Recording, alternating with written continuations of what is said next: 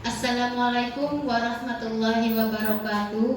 Waalaikumsalam warahmatullahi wabarakatuh. Pertama-tama, terima kasih kepada kepala sekolah yang telah memberikan izin kepada saya untuk melakukan diseminasi pengibasan aksi nyata modul 1.4.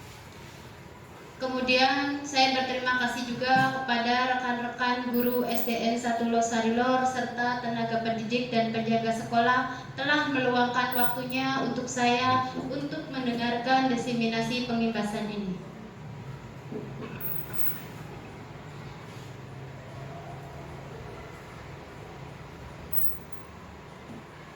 Agenda yaitu langsung ya dari saya sambutannya, kemudian ada presentasi konsep, ada pengamatan video, tanya jawab, dan refleksi. Budaya positif merupakan perwujudan dari nilai-nilai atau keyakinan universal yang diterapkan di sekolah sebagai salah satu perwujudan dari visi guru yang mengandung nilai-nilai kebajikan sesuai dengan tujuan pendidikan nasional yang dijabarkan dalam profil pelajar Pancasila. Budaya positif di sekolah yaitu nilai-nilai dan kebiasaan-kebiasaan di sekolah yang berpihak pada peserta didik agar mereka dapat berkembang menjadi pribadi yang kritis, penuh hormat dan bertanggung jawab. Perubahan paradigma. Membangun budaya yang positif, sekolah perlu lingkungan yang positif, aman dan nyaman agar murid-murid mampu berpikir, bertindak dan mencipta dengan merdeka, mandiri dan bertanggung jawab. Lazimnya disiplin dikaitkan dengan kontrol. Dalam hal ini kontrol guru dalam menghadapi murid.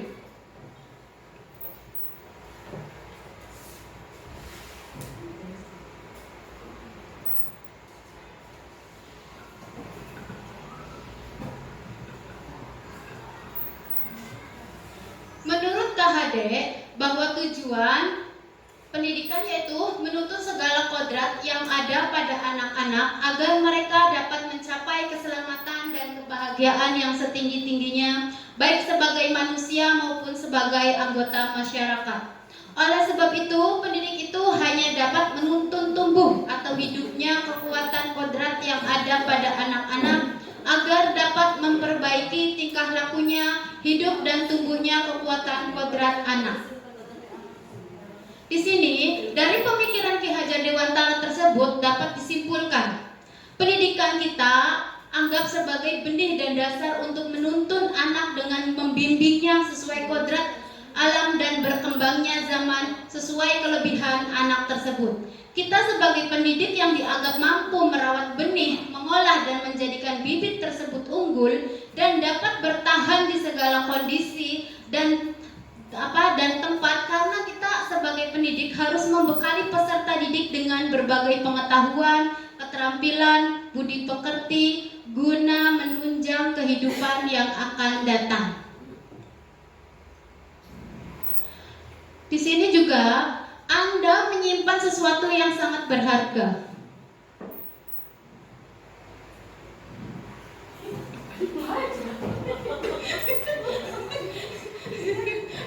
Bapak Ibu mari kita Bu, ini permainan bukan di sini juga gitu. Iya, sama saya tadi dia bicara permainan pasangan. Iya. Saya ada permainan itu, saya Iya. minta dua oke gitu di sini juga. Bapak Ibu cari pasangannya, saya sudah dapat.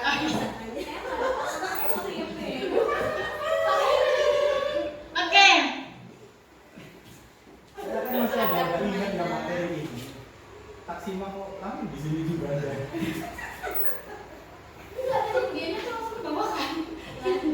Ya udah lanjut. Lanjut. Mulai.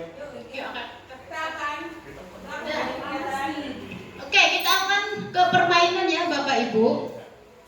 Kita akan melakukan kegiatan cari pasangan dulu, coba cari pasangan. Oke, cari pasangan. Sini ya, kalau nggak ada. Ya.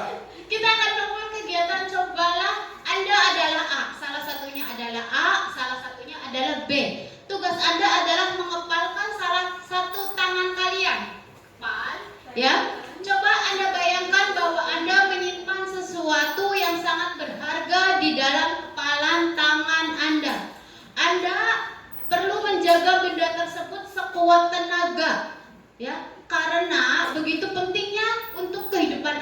tugas rekan Anda adalah B.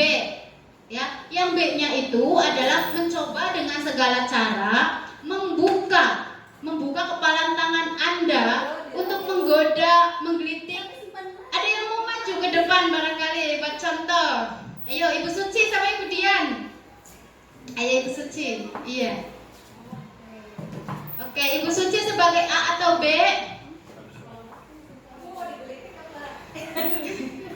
Ayo. Yang A aja, oke. Mengepalkan tangan. Tugas Ibu Dian adalah membujuk, menghardik, mengintimidasi, memarahi, menggoda, menggelitik. Coba. Suci boleh buka nggak tangannya? Tangan yang Kasih apa yang dulu. kiri? Kasih dulu. Tangan yang mana itu saya punya 2 tangan nih. Tangan yang kanan deh, boleh nggak? Tangan yang ini. Iya. Kenapa nggak yang kiri aja? Lebih seneng tangan kanan. Soalnya ada cincinnya. Sama juga ya. Tapi itu bagus loh cincinnya. Saya suka. Boleh nggak? Ada yang mau kalian mau? Nggak mau, saya nggak mau buka tangan kanan maupun yang kiri. Nggak boleh ya? Kasih uang dia. Ayo. Ayo, boleh nggak? Boleh nggak? Apa sih penasaran banget? Iya, aku tuh kepo banget tau. Ada apanya gitu? Nah, yang kanan ini ada sesuatu yang sangat berharga. Apa sih Bu Suci? Boleh nggak? Kasih tahu. Banget deh. Enggak, Boleh ya? saya nggak mau buka. Saya tidak mau membuka tangan saya. Kalau enggak, Bu Suci saya nggak antar pulang deh. Biarin jalan pulangnya. Kalau di aja kan banyak. Boleh ya, sekarang kan banyak ojek online. Tapi di sini ada ojek online Bu Suci. Apa-apa, jalan keluar deket. Misalnya jalan raya. Ya ampun Bu Suci, gitu amat sih. Coba dong dikit aja buka. Boleh ya? Enggak, nggak mau. Bu Suci mah gitu nanti dilaporin kepala sekolah loh. Apa sih? Udah, Bu. Udah ya, iya, saya mau. Nggak mau katanya Bu. Kekeh ya yang A tidak mau membuka kepalan. Mangga silakan duduk kembali Ibu. Terima kasih Ibu Dian dan Ibu Suci. Oke. Nah, masing-masing A dan B memiliki waktu 30 detik ya tadi sudah ya. Terima kasih. Coba.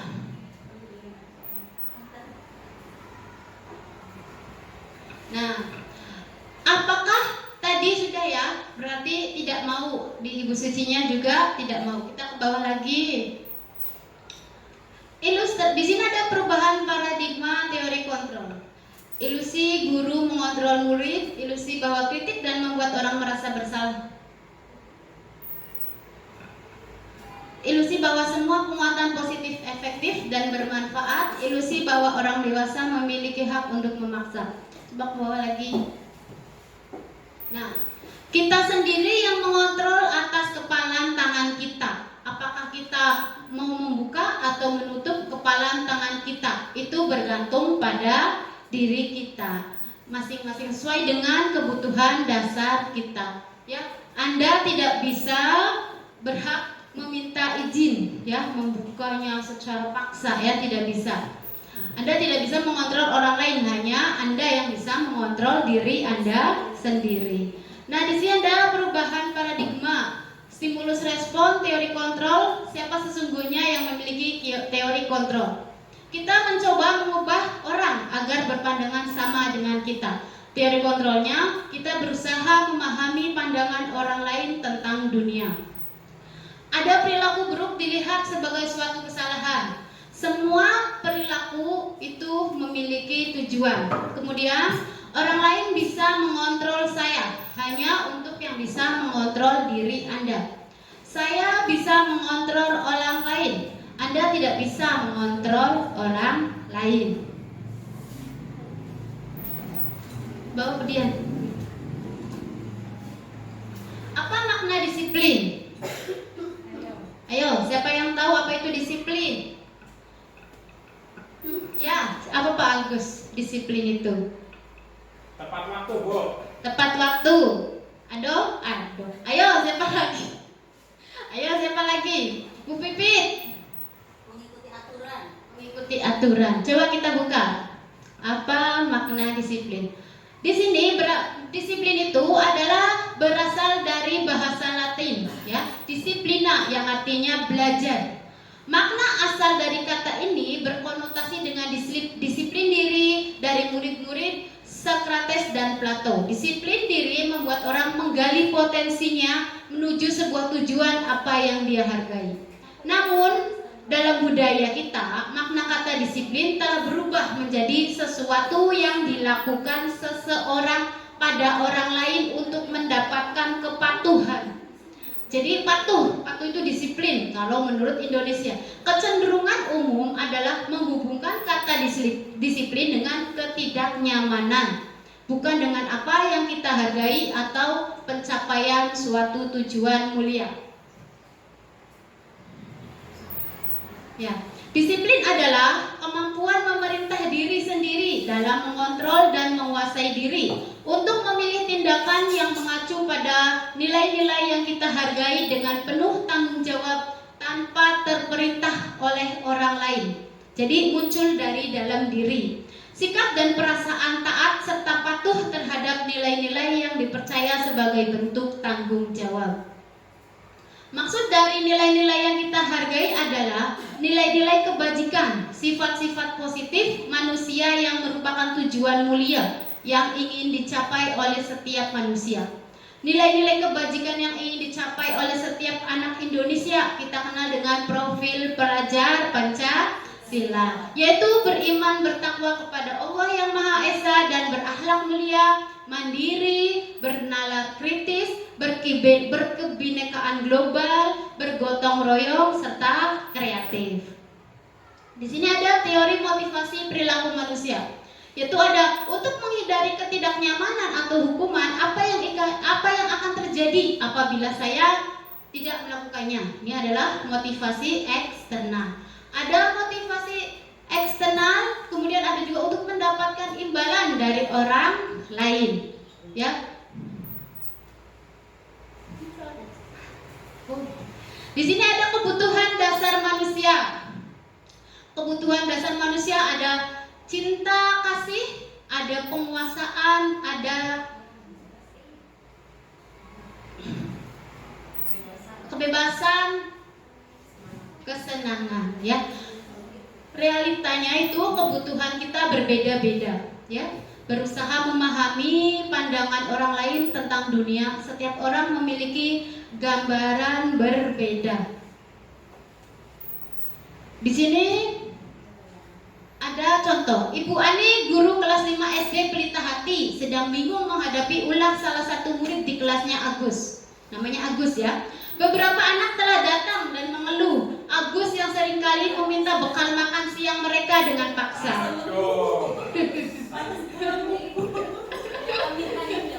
Jika Anda menghadapi situasi seperti Ibu Ani, apa yang akan Anda lakukan menurut Anda? Kira-kira apa? Apa, ayo? Apa? Jika Anda menghadapi situasi seperti Ibu Ani, apa yang akan Anda lakukan menurut Anda? Kira-kira apa alasan Agus melakukan hal itu? Tadi si Agus selalu meminta bekal. Apa? Memanggil Agus. Kenapa ya? Kira-kira alasan Agus, ya? Agus, bekal makanannya itu apa kurang enak sehingga mengambil bekal makanan milik temannya, Bu? Iya, betul. Ya, betul. Tindakannya seperti itu, ya, kira-kira. Menanyakan alasan. Iya, menanyakan alasan. Dalam konteks, iya. Dalam konteks penerapan disiplin positif, Ibu Ani sebaiknya mencari tahu alasan Agus melakukan tindakan tersebut agar mengetahui kebutuhan mana yang sedang berusaha dipenuhi oleh Agus. Apabila jawaban Agus karena ia lapar dan orang tuanya tidak membawakannya bekal makan siang, kebutuhannya adalah berarti untuk bertahan hidup. Kemudian apabila jawaban Agus karena ia senang temannya jadi memperhatikan dia. Jadi orangnya tuh apa ya? Caper, bisa jadi caper. Padahal dia juga punya makanan di rumah banyak, ya. Apabila jawaban Agus adalah dia merasa hebat karena temannya jadi takut dan menuruti keinginannya, kebutuhannya adalah penguasaan atau pengakuan atas kemampuan. Terus kemudian apabila jawaban Agus karena dia merasa bosan dengan bekal yang dibawakan oleh ibunya, karena selalu membawakan bekal yang sama, ya, telur terus. Kebutuhannya adalah kebebasan, kebutuhan akan pilihan. Apabila jawaban Agus adalah karena iseng saja dan dia menikmati ekspresi wajah temannya yang kesal karena diambilnya makanan, kebutuhannya adalah kesenangan. Jadi setiap anak mempunyai kenakalan itu mempunyai alasan tersendiri. Jadi saya tidak bisa menerka-nerka, mungkin dia tidak punya duit, mungkin dia tidak punya makanan. Kita untuk mendapatkannya kita harus memanggil orang yang bersangkutan, seperti itu. Nah, di sini ada teori kontrol. Dr. William Glasser menyimpulkan ada 5 posisi kontrol, yaitu ada penghukum, pembuat rasa bersalah, teman, pemantau, dan manajer. Jadi model berpikir menang-menang, kolaborasi dan konsensus menciptakan pilihan baru. Untuk lebih memahami materi budaya positif dan 5 posisi kontrol ini, mari kita saksikan dan cermati tayangan berikut ini. Ini diklik sini.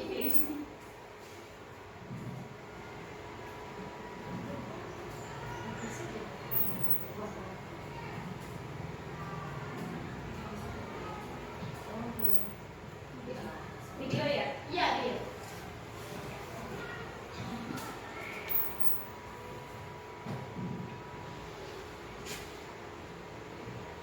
Lima posisi kontrol. Klik. Belum nyala tuh.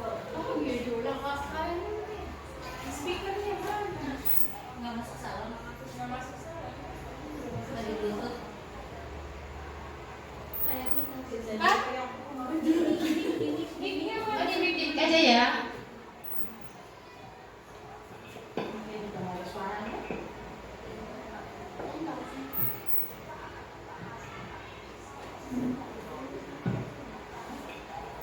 Dibaca saja ya.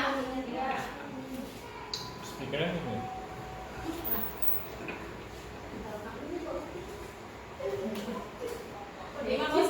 Langsung aja. 5 posisi kontrol, yaitu ada posisi penghukum, posisi membuat merasa bersalah, kemudian ada posisi teman, keempat posisi pemantau atau monitor, kelima adalah posisi manajer. Jadi 5 posisi kontrol itu untuk lebih memahami. Mari kita saksikan kasus Neren yang terlambat hadir 20 menit di sekolah. Ya. Jadi ada siswa namanya Neren, dia terlambat hadir 20 menit. Ini adalah posisi penghukum. Beda ya. Jadi si Neren itu datang ke sekolah, ketahuan sama guru piket. Ya. Di sini guru piketnya langsung menghardik. Ya, Karen langsung melabrak ya. Iya, jadi si ibu guru ini tidak menanyakan dulu kenapa si Karen ini terlambat, tapi dia langsung memarahinya. Ya, dia langsung memarahinya, walaupun si anak ini meminta maaf, tapi ibu ini tidak memberikan kesempatan si Karen ini untuk berbicara. Ya. Kata ibu ini dia langsung menghukum bahwa dia adalah malas, ya, karena si Karen ini selalu terlambat. Jadi ibu ini kesal, ya, katanya ibu ini suruh langsung keliling lapangan. Jadi sifat ibu guru ini adalah si penghukum, langsung sana keliling lapangan 20 kali. Ya, itu adalah posisi penghukum. Ibu guru itu langsung menjadi posisi penghukum. Langsung suruh berkeliling lapangan 20 kali.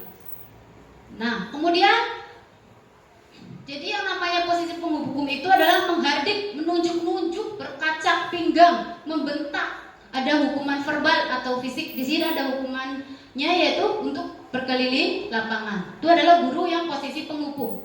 Ada dampaknya posisi penghukum itu yaitu murid menjadi pendendam. Wah, Pak Agus tas hukum isun muter-muter. Jadi itu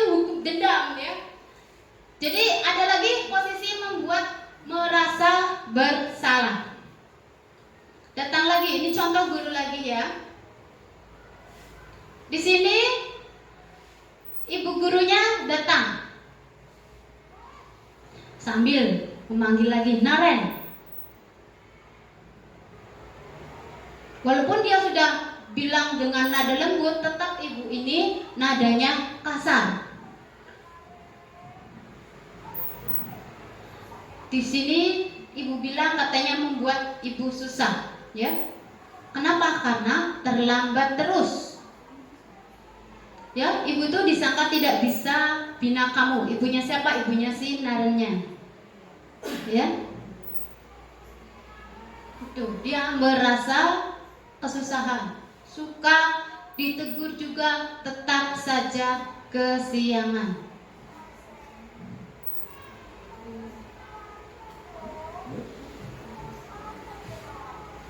Ya? Hah?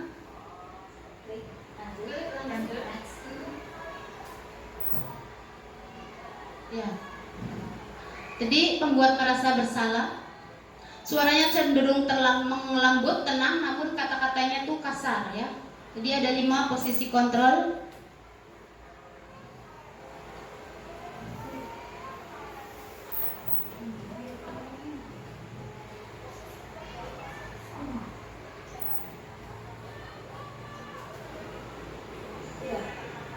Ya, udah diganti aja sini dia.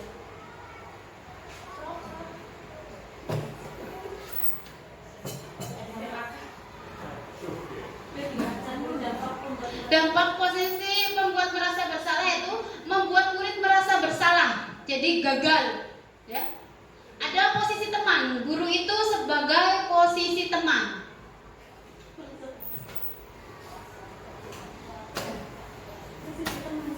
Posisi teman, guru itu sebagai posisi teman. Nah, guru itu sebagai posisi teman. Si Naren ini datang terlambat. Ini sama ya orangnya, tapi kita hanya beda posisi saja. Ada posisi penghukum. Kalau ini posisi teman. Kita lihat ya.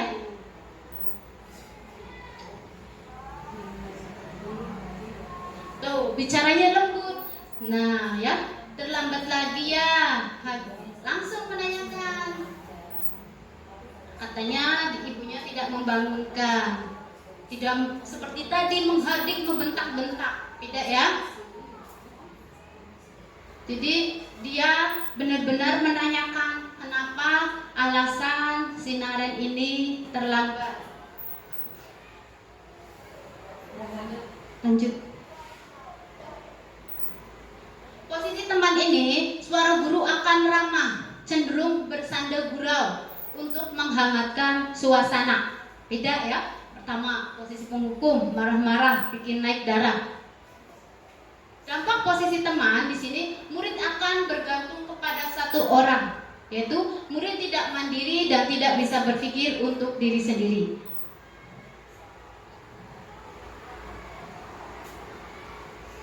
Ya, lanjut.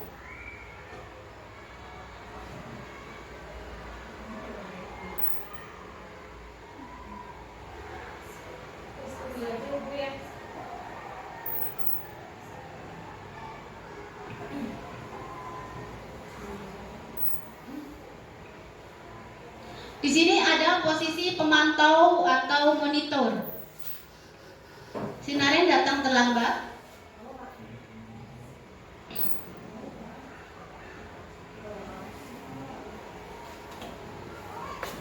Ya, ini adalah pemantau.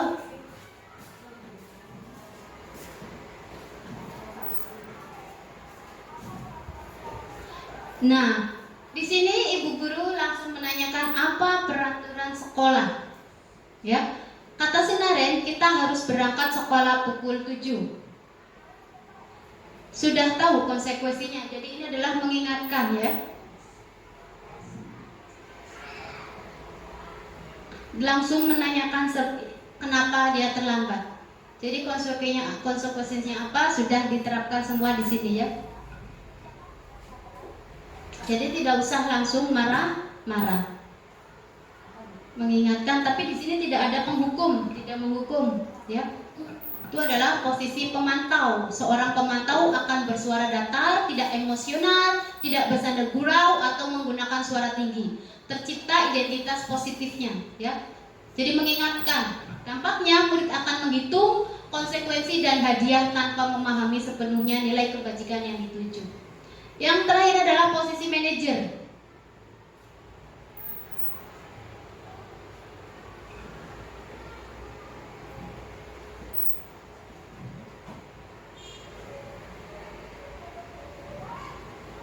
Tuh ya, Naren, langsung ketahuan dia kaget.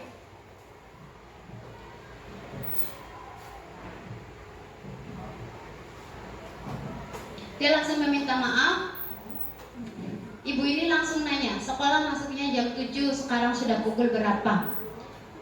Saya lupa setelah alarm, jadi dia kelupaan tidak menyetel alarm. Dia langsung menanyakan keyakinan sekolahnya atau peraturan sekolahnya, ya, seperti itu. Jadi di sini langsung meyakini yang telah disepakati bersama. Langsung bawa aja ke dia.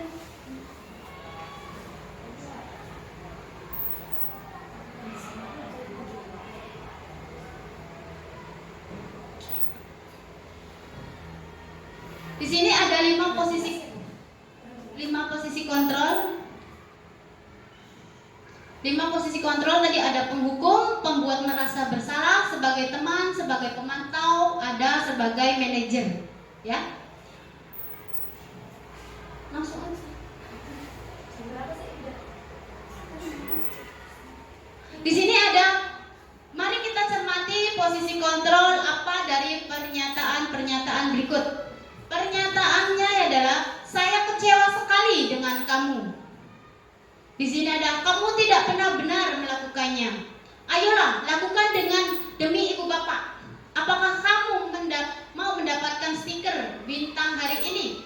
Bagaimana kamu bisa menyelesaikan masalah ini? Kamu selalu yang paling terakhir. Nah, di sini saya kecewa sekali dengan kamu, berarti membuat orang merasa bersalah. Kamu tidak pernah benar melakukannya, berarti sebagai penghukum. Ayolah lakukan demi ibu bapak, itu adalah sebagai teman. Apakah kamu mau mendapatkan stiker bintang hari ini? Itu adalah pemantau. Bagaimanakah kamu bisa menyelesaikan masalah ini? Itu adalah manajer. Kalau menghukum yaitu kamu selalu yang paling terakhir, berarti menghukum. Ya, kita sebagai guru tidak boleh menjadi sebagai penghukum. Dan budaya positif yaitu menjadi lingkungan positif, ada keyakinan kelas. Bawah. Di sini ada keyakinan kelas. Keyakinan kelas sudah saya buat ya kemarin dengan siswa-siswa. Di sini keyakinan kelas adalah nilai-nilai kebajikan atau prinsip-prinsip universal yang disepakati bersama secara universal, lepas dari latar belakang suku, negara, bahasa maupun agama. Menurut Gosen, suatu keyakinan akan lebih memotivasi seseorang dari dalam intrinsik seseorang, akan lebih bersemangat untuk menjalankan keyakinannya daripada hanya sekedar mengikuti serangkaian peraturan. Semua perilaku itu memiliki tujuan. Di sini pembentukan keyakinan kelas. Keyakinan kelas bersifat abstrak daripada peraturan yang lebih rinci dan konkret. Keyakinan kelas berupa pernyataan-pernyataan yang universal. Pernyataan keyakinan kelas senantiasa dibuat dalam bentuk positif. Keyakinan kelas hendaknya tidak terlalu banyak sehingga mudah diingat dan dipahami. Semua warga kelas sebaiknya ikut berkontribusi dalam membuat kegiatan kelas lewat curah pendapat. Bersedia meninjau kembali keyakinan kelas dari waktu ke waktu untuk selalu mengingatkan ya Bapak Ibu. Di sini ada peraturan. Saya selalu mengembalikan buku ke tempatnya. Itu berarti tanggung jawab. Dilarang mengganggu orang lain, menghormati orang lain dan diri sendiri. Hadir di sekolah 15 menit sebelum pembelajaran dimulai. Menghormati orang lain, komitmen pada tujuan atau berkomitmen. Dilarang melakukan kekerasan. Itu adalah untuk keselamatan, menghormati orang lain. Dilarang menggunakan narkoba, itu untuk kesehatan. Bergantian atau menunggu giliran, menghormati orang lain atau kesabaran. Jangan berlari di kelas atau koridor, yaitu untuk keselamatan, untuk kesehatan.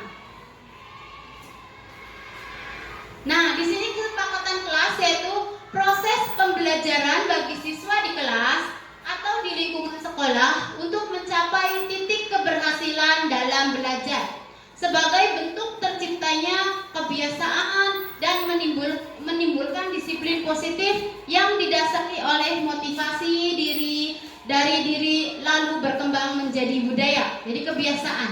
Di sini ada kesepakatan kelas yaitu rajin beribadah, berakhlak mulia, saling sayang sesama teman, tentu menjaga kebersihan lingkungan kelas, jika salah meminta maaf, tidak meminta kecuali diberi, jangan memaksa ya. Nah, di sini ada segitiga restitusi, yaitu proses menciptakan kondisi bagi murid untuk memperbaiki kesalahan mereka sehingga mereka bisa kembali pada kelompok mereka dengan karakter yang lebih kuat. Jadi melalui restitusi guru dapat membantu murid menjadi lebih memiliki tujuan, disiplin positif, serta memuliakan dirinya setelah berbuat salah. Membantu murid untuk jujur kepada diri sendiri, mengevaluasi dampak dari kesalahan yang dilakukan, memberikan penawaran bukan paksaan. Ya, Bapak Ibu, untuk lebih semangat dalam pembelajaran ini, diseminasi ini, mari kita melakukan ice breaking, senam ya, senam ponsel. Ayo, mangga berdiri Bapak Ibu, punten. Berdiri, Bapak Ibu. Ayo. Sekarang semua pagi diawali dengan minum sarapan, doa dari kita dan makan. Jadi sudah seharusnya tiap hari kita menggunakan doa SKD yang berarti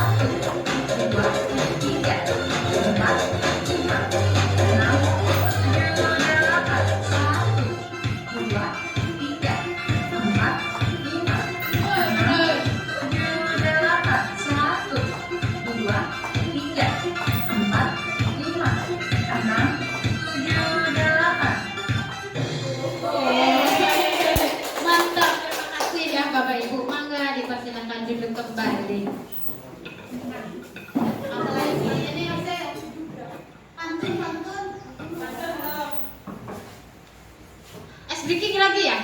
Breaking. Mbak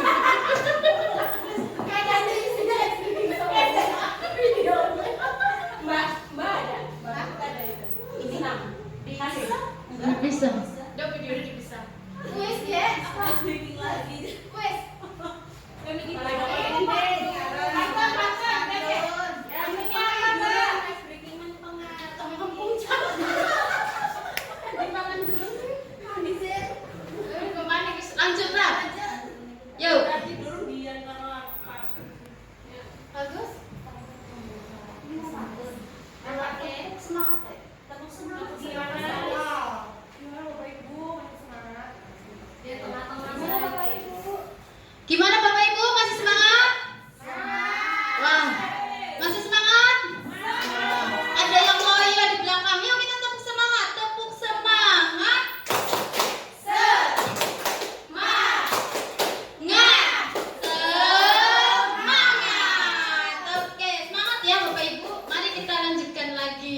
pembahasan ini.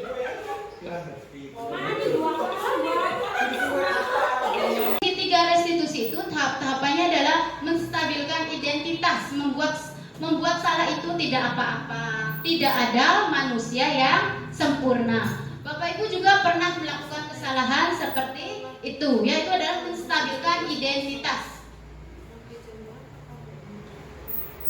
Yang kedua itu validasi tindakan yang salah. Padahal kamu bisa melakukan yang lebih baik darinya ya. Kamu pasti punya alasan mengapa melakukan hal itu. Tidak mengapa jika kamu bangga pada dirimu sendiri karena kamu telah melindungi sesuatu yang penting buat kamu. Tahapan yang ketiga itu menanyakan keyakinan. Apa yang kita percaya sebagai kelas atau keluarga? Apa nilai-nilai umum yang telah kita sepakati? Apa bayangan kita tentang kelas yang ideal? Kamu mau jadi orang yang seperti apa? Yuk, refleksi ya Ibu, Bapak yang terakhir. Perasaan saat ini adalah apa?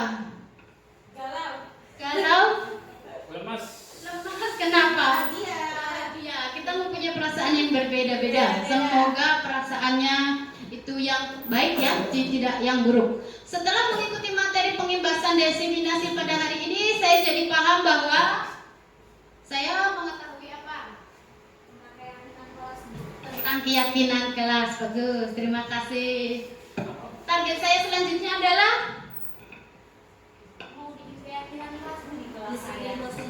disiplin positif, ya, tidak menjadi guru yang penghukum. Ya udah. Terima kasih ya Bapak Ibu. Itu adalah rangkaian diseminasi saya. Semoga Allah membalas kalian dengan kebaikan yang banyak. Ya. Assalamualaikum warahmatullahi wabarakatuh.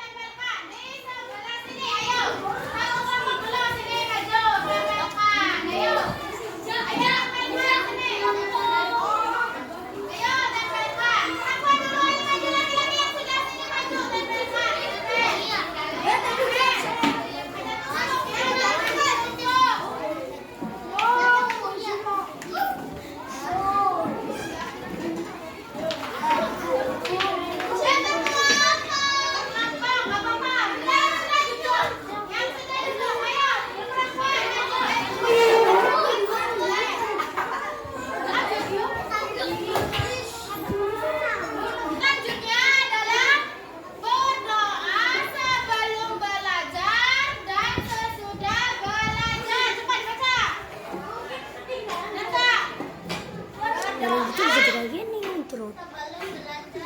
Cerita. Berdoa sebelum dan sesudah belajar. Ya. Ini adalah kesepakatan kelas kita. Jadi kita harus mentaati. Yang pertama apa? Tidak boleh makan saat belajar. Pas. Kalau diet harus sesuai Pendek gitu. ketika guru sedang berbicara harus didengarkan. Berdoa sebelum dan sesudah belajar. Ada lagi nih. Kalau sini Datang dan pulang apa ini? Datang dan pulang harus tepat waktu. Datang dan pulang harus tepat waktu. Ya, ini adalah kesepakatan kelas kalian. Kalian mau disetujui tidak? Mau disetujui tidak? Setuju tidak? Kalau setuju, tolong ya. Kalian anak-anak kelas 5 Lihat pas yang jelas. Pas yang gurunya peraturan taruh. yang